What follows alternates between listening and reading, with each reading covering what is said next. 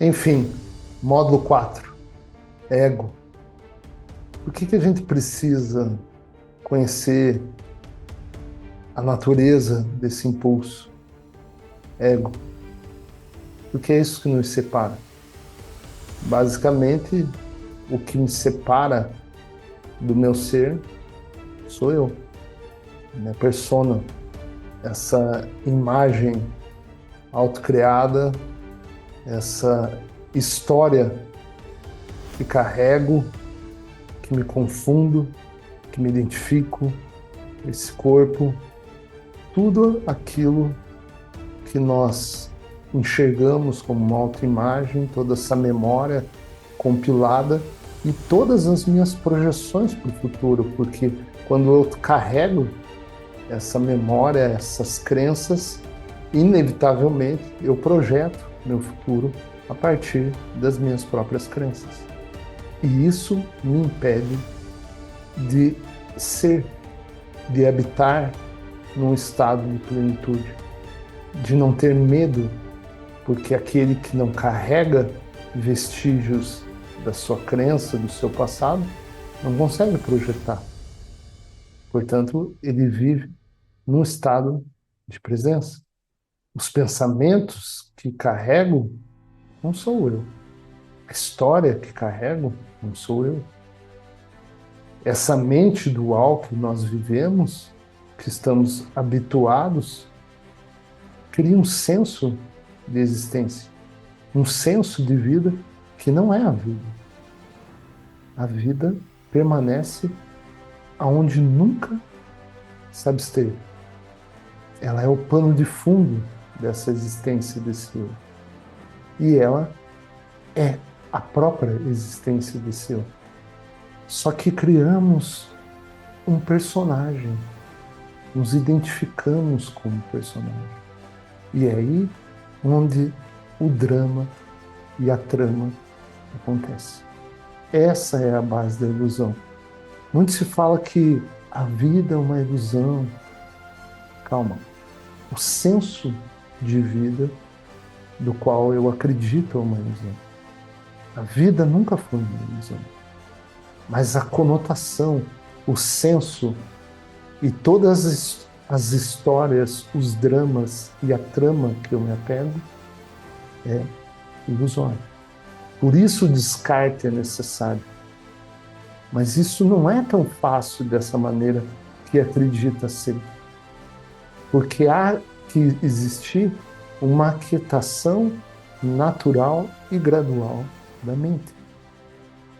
Um descarte gradual. Esse senso de eu, ele tem a importância dele. Quando tua alma, aquele ser teu interno, profundo, não emerge, não está pronto, esse é o papel que o eu faz. Esse é o papel que a personalidade faz. Mas como essa pressão vai se tornando cada vez mais forte, mentalmente, emocionalmente, fisicamente, com doenças psicossomáticas ocorrendo por decorrência dessa pressão do ego, a pessoa vai buscar o conhecimento. Talvez seja o seu caso. Vamos lá. O ego é uma construção mental que se desenvolve à medida que o ser humano se distancia da sua verdadeira natureza divina. As cartas descrevem o ego como um mecanismo de defesa e sobrevivência, que se forma para lidar com o mundo físico, mas que ao longo do tempo nos separa da nossa essência espiritual. A gente vai dividir esse módulo do ego em dois módulos, o módulo 4 e o módulo 5. Por quê? Porque ele é um pouco extenso e ele precisa ser compreendido. Então nós vamos começar na superficialidade do ego e vamos até o momento do nosso nascimento, momento intrauterino, antes da gente nascer, para a gente entender como é profundo esse impulso e como ele molda as nossas vidas no âmbito inconsciente até que o conhecimento chegue. E aí você vai tomando conhecimento e tomando as rédeas da tua vida. Ainda que no final de tudo isso, essa escolha seja uma entrega. Mas ainda a gente não chegou lá. A origem na consciência individualizada. O ser humano nasce com uma consciência pura que está profundamente conectada à fonte divina. No entanto, à medida que a criança cresce e começa a interagir com o mundo material, essa consciência pura é individualizada. O sentimento de separação começa a emergir. A criança percebe que não é parte do todo, mas uma entidade separada dos outros. Veja, a partir do momento que nós nascemos, esses impulsos já estão lá e, como a gente vai olhar para frente, eles já vão perfazendo, vão moldando a nossa personalidade.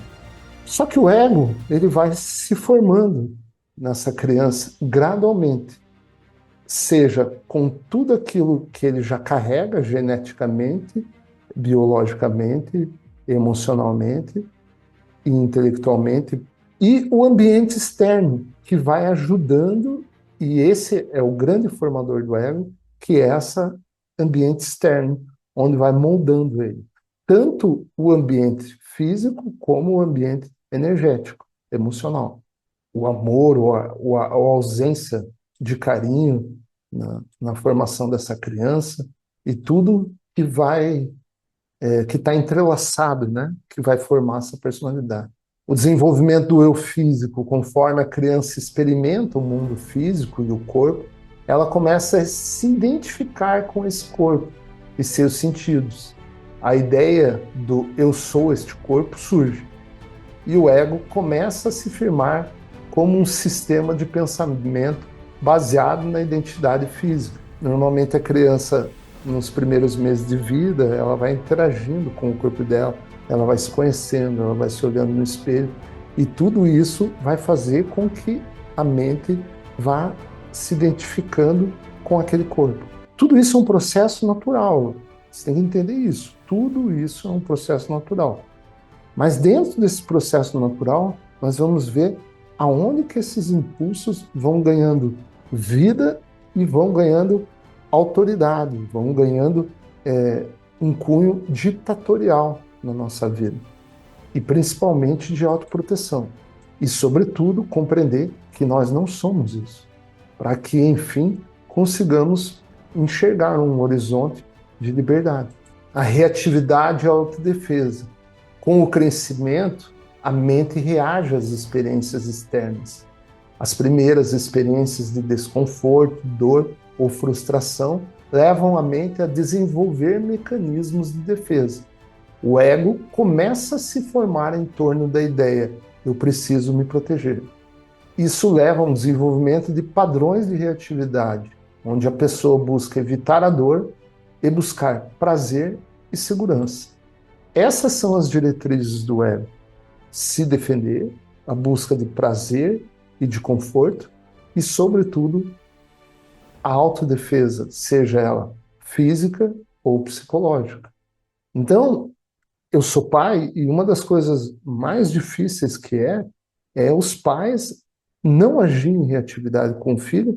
Por quê? Seja ele um bebê, seja ele uma criança, porque como ele não tem consciência ainda, ele não formou essa personalidade, os mecanismos de reações dele são totalmente voltados pelo ego. Não tem uma consciência madura ali controlando esse ego, fazendo com que esse ego haja de acordo com a minha consciência que eu desenvolvi. Então o que ocorre? A criança ela está programada para reagir em autoproteção, porque esse é um mecanismo de defesa. Veja bem, cuidado, eu não estou sobrepondo isso à essência dela. A essência dela continua pura. Mas como essa consciência pura ela é estendida, mas o mecanismo do ego age independentemente disso, quando chegar o momento de reagir, ela vai reagir.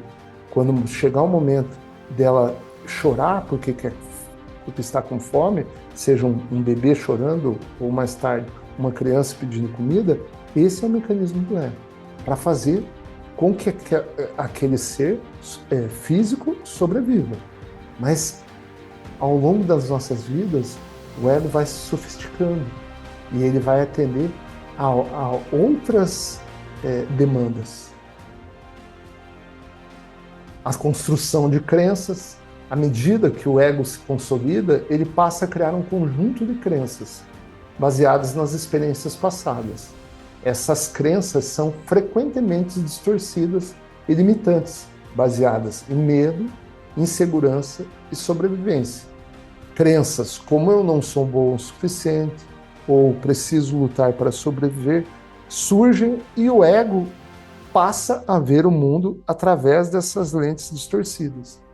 Bom, quando ele começa a enxergar esse mundo externo e se relacionar com ele, esse impulso começa a desenvolver mecanismos que ele vai usar o teu inconsciente, o teu subconsciente e o teu consciente. Muita coisa, vou fazer um triângulo aqui, fica inconsciente no subconsciente. Por quê? Porque não vê. Veja, esse triângulo maior, você só vê a ponta dele. Esse é o consciente. E você acha que é você. Mas existem camadas da tua mente, do subconsciente e do inconsciente profundas e poderosas que regem a sua vida. E esse impulso do ego que fica gravado no inconsciente, no subconsciente, ele tem muito maior capacidade de reger tua vida, inclinar e trazer, sobretudo, as experiências que essa consciência humana está reverberando. Então, é como se fosse uma antena. Isso aqui está sendo propagado. E as experiências semelhantes a esse esquema mental, esse padrão emocional que vai se formando, vão vindo. Começam a ser atraídas. Por isso que existe um padrão de experiência em todos nós. Padrões que talvez você goste, que você reconheça, que você ache positivo, e padrões do qual você vai jogando para o seu subconsciente e inconsciente, que você rejeita. Mas o fato de você rejeitá-los não os torna irreais. Eles continuam a fazer parte dessa tua experiência de vida. E como o ego ele não tem construção e ele não se dá nesse momento, o que ele faz? Ele começa a ter como matéria-prima, abre aspas, toda a memória arquivada do teu passado. Veja, mas ela não é absoluta. Ela tem gatilhos de memória, seja para o lado positivo, seja para o lado negativo. Isso vai gerando um esquema mental e um padrão emocional aonde você vai ver perpetuado na tua vida para o futuro. Por quê? Porque essa ginástica mental é a maneira que o ego atua. Aonde ele não está? Nesse momento presente, não agora. Quando esse momento passa, ele vira memória. E os gatilhos decorrentes dessa experiência que você teve vai criando um esquema mental, um padrão emocional que você vai ver revelado novamente no futuro. Até que o conhecimento chegue e você passe a enfrentar esse processo de reconhecimento, de autoobservação e de desconstrução dessa persona. Perceber os gatilhos, aquietar a mente, identificar os pensamentos que não é você, os padrões emocionais que você se vê agarrado, os esquemas mentais que virou uma crença sua ao longo de toda a vida. E esse processo de limpeza mental, ele vai ocorrer gradualmente. através do teu conhecimento, através do teu comportamento, através da tua autoobservação e, sobretudo, através da meditação. Essa purificação mental e emocional, ela ocorre no âmbito espiritual, invisível.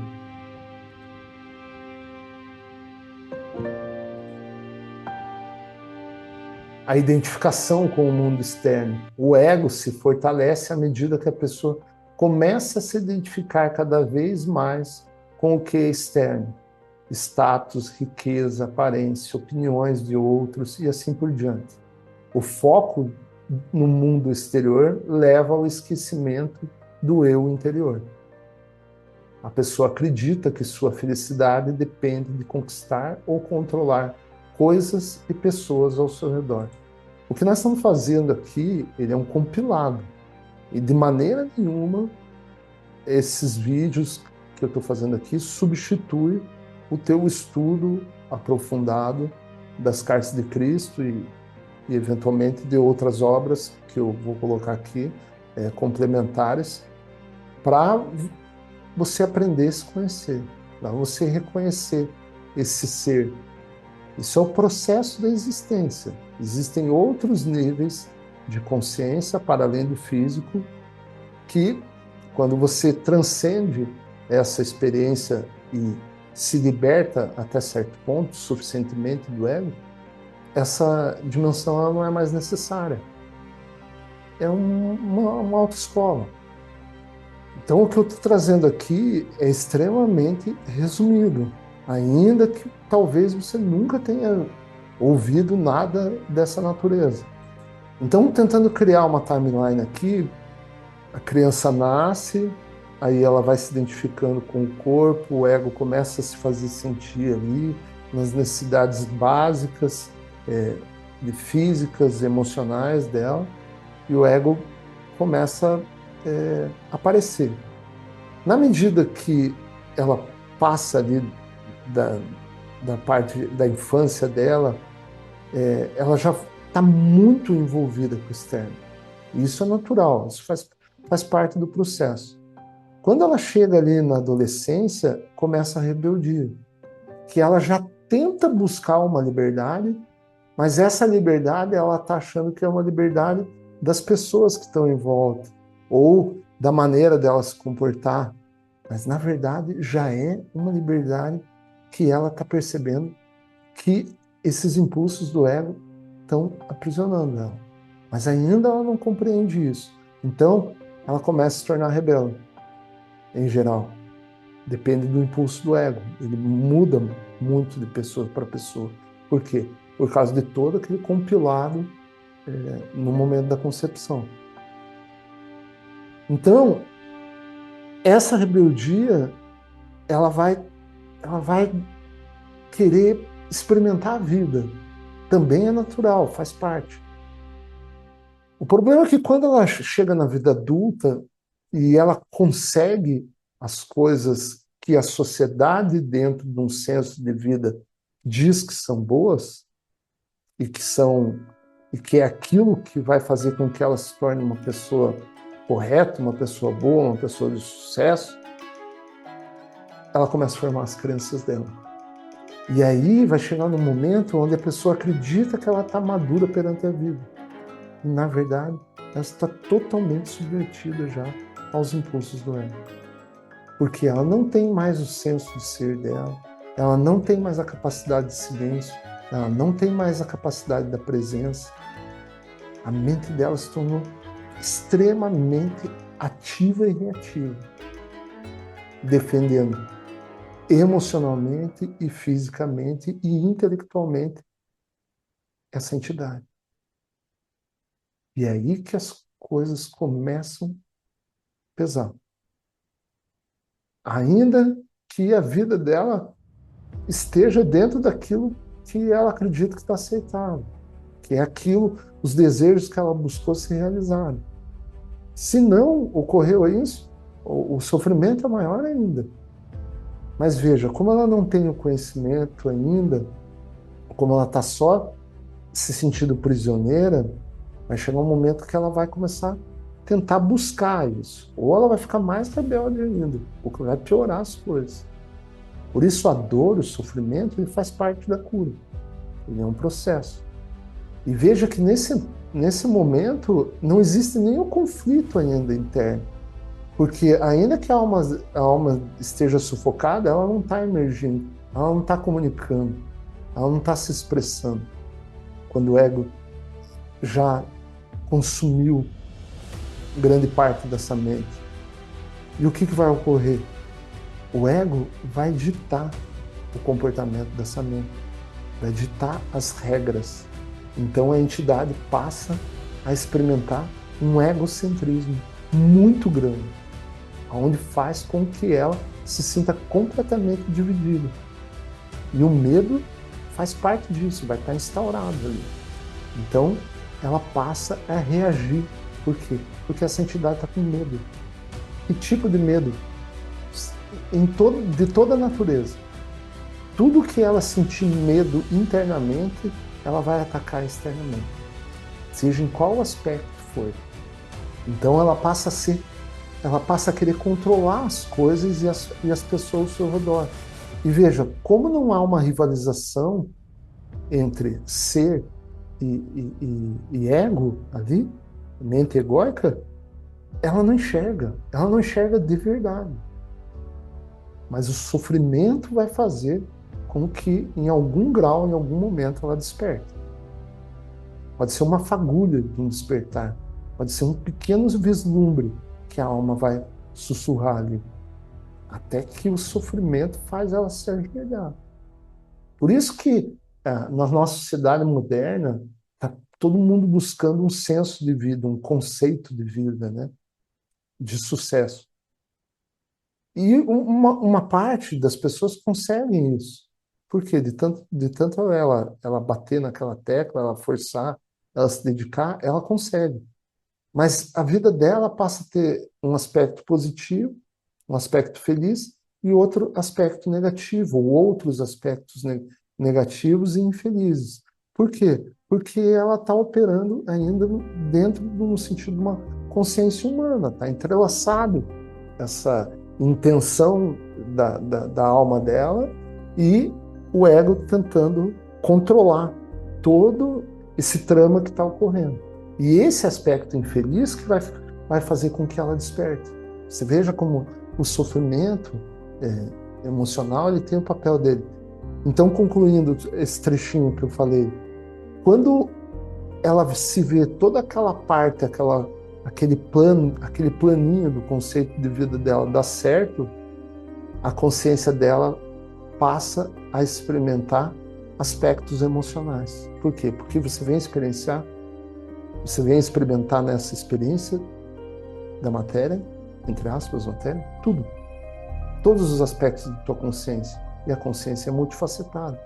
Então, agora a experiência te chama para experimentar a parte emocional. E aí, meu amigo, a parte emocional,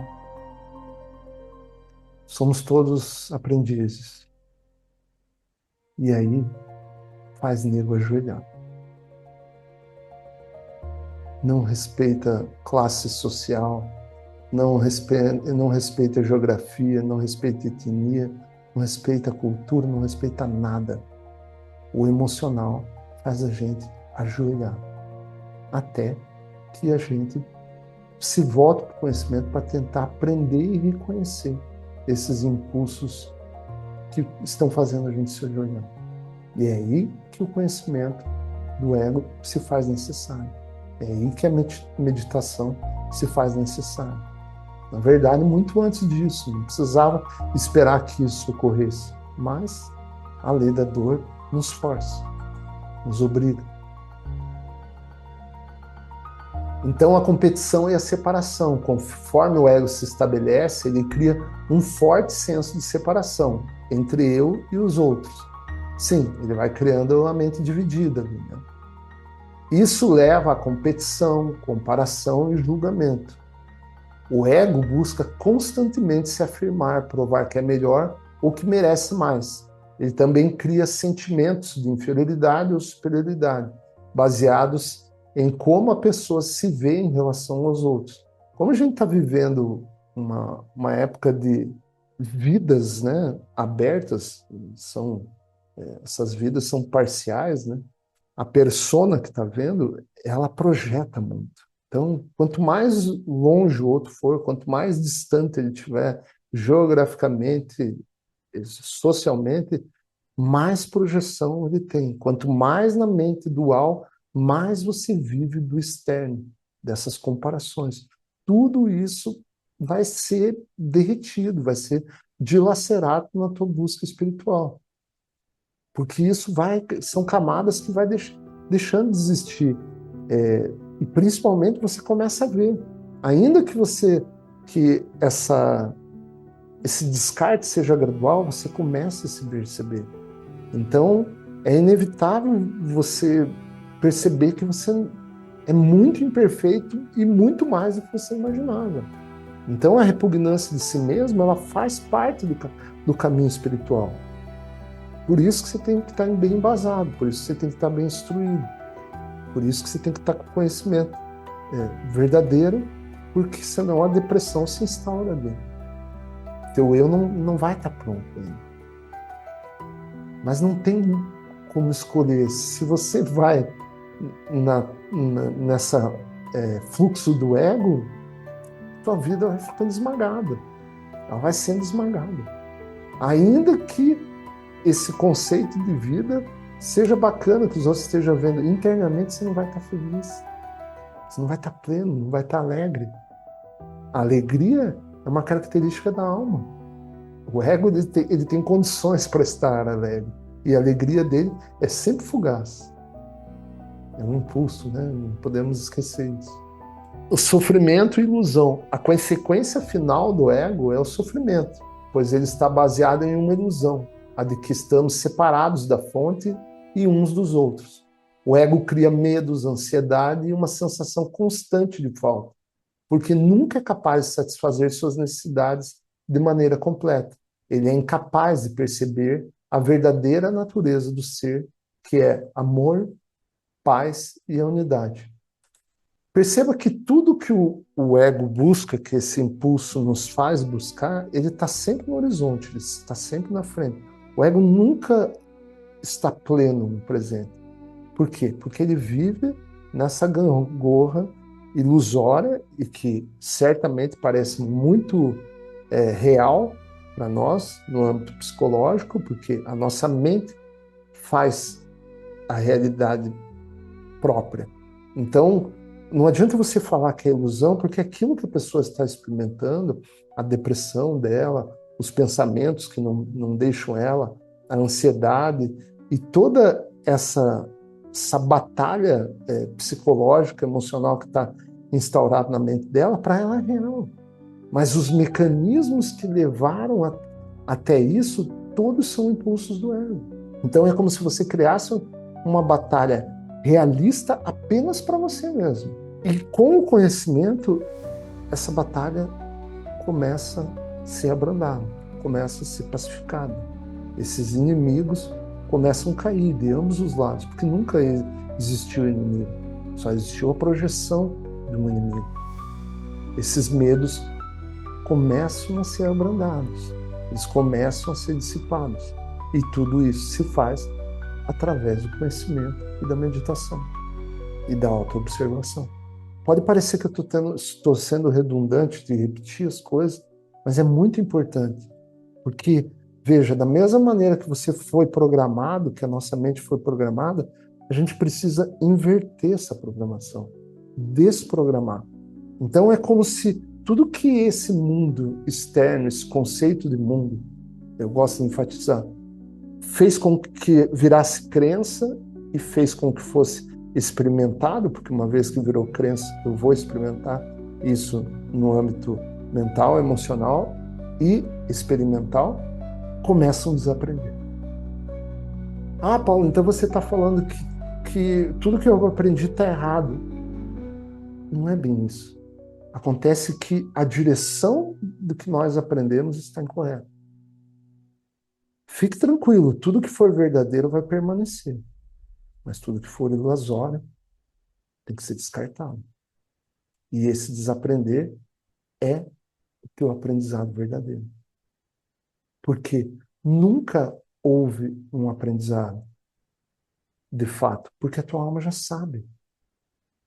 Houve só a experiência para que você transcendesse e voltasse ao teu lugar, ao teu direito de existir. Essa é a única terra prometida que existe. A pacificação da própria mente. Nunca foi geográfico. Jamais. Não é um lugar. Não deixa de ser, mas não é um lugar geográfico, onde você precisa pegar o teu corpo e levar. É um estado de consciência. Esse é o reino dos céus. Jesus tentou explicar muito isso, ninguém compreendeu. O despertar é a superação do ego. As cartas de Cristo sugerem que o ego pode ser superado através do despertar espiritual. Isso acontece quando a pessoa começa a se desapegar das ilusões criadas pelo ego e a se reconectar com a sua verdadeira essência divina.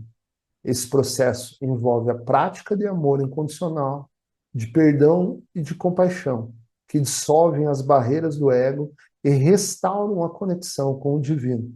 Veja, não adianta você tentar ser uma pessoa melhor a partir do ponto onde você se encontra.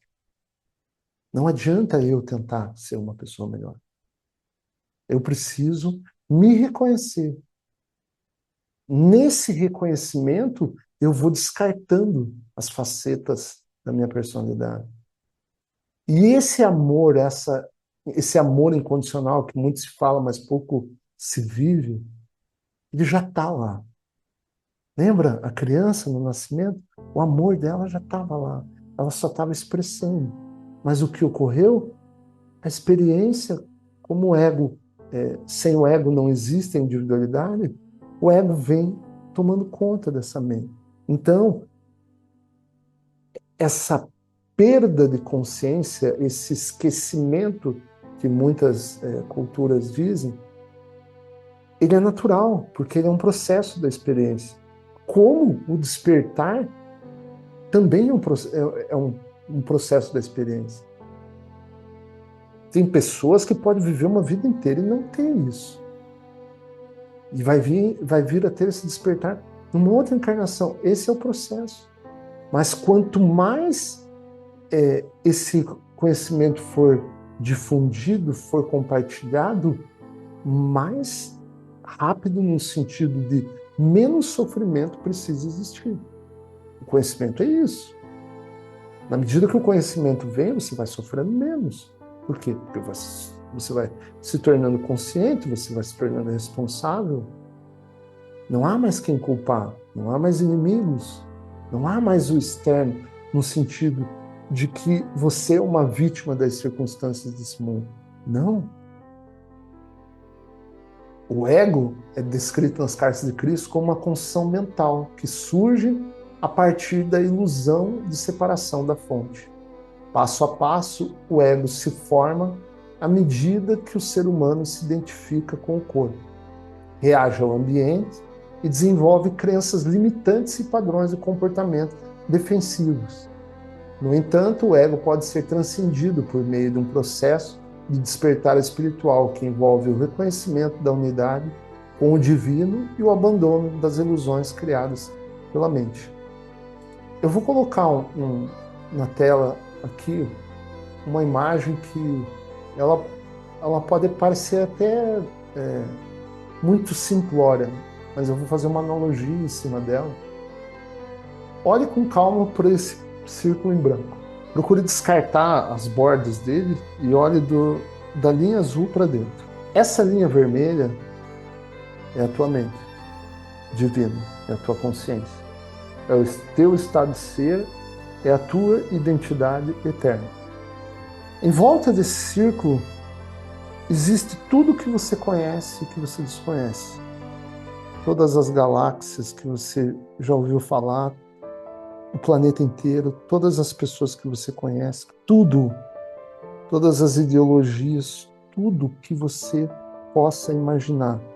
Faça um processo mental agora e coloque tudo dentro desse círculo. Nada existe fora desse círculo. Nada. Porque só existe uma consciência, uma mente divina. E todos os processos que nós estamos vivendo num âmbito de senso de separação. Como se esse teu ser estivesse fora desse círculo. Isso é a mente do ego. Isso é o impulso básico de existência do ego na matéria. Criar uma individualidade existencial. Por isso Cristo fala nas cartas que nós existimos em duas dimensões. Por que ele está falando isso? Uma dimensão é a tua personalidade, o teu senso de separação, que está fora desse círculo. E o ponto interno é a tua mente divina, a tua consciência divina, o teu estado de ser pleno, que não precisa alcançar nada do que ele já é. E ele vive num estado de unicidade, ainda que a tua individualidade do ser esteja intacta. Tudo que não for dessa unicidade está separado no teu senso de eu. Sempre faça esse exercício, porque aos poucos você vai mudar a tua percepção dele. E isso vai fazer cada vez mais sentido para você nessa simplória figura, nessa simplória imagem. Não saia daí. Vamos para o módulo 5.